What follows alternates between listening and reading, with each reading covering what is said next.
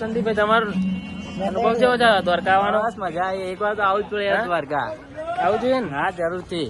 બરોબર. અનોખી રોહિતભાઈ તમારે સોનાની નગરી કેમનું આપણે સુકૂન. ના હું તો બધાને કહું છું આવો તમે દ્વારકા એક વાર તો આવો. બસ તો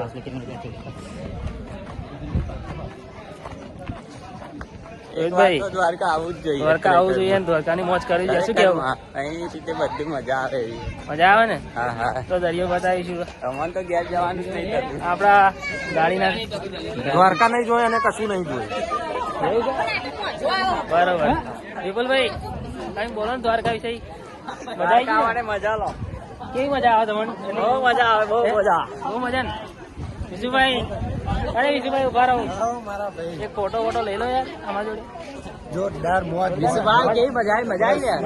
દરિયો બતાવો દરિયો. અલ્યા એન્ડી અહીંયા યાર બોલો. તમે બોલતા નહીં તમારો અનુભવ. મજા નહીં ને? દરિયો જોઈએ તો આપણે. દરિયો જો આ દરિયો યાર મોજ કરવા આવું જ જોઈએ. આવું જોઈએ. દ્વારકા દ્વારકા નહીં દેખા તો કુછ નહીં દેખા. દ્વારકા નહીં તો કુછ નહીં દેખા.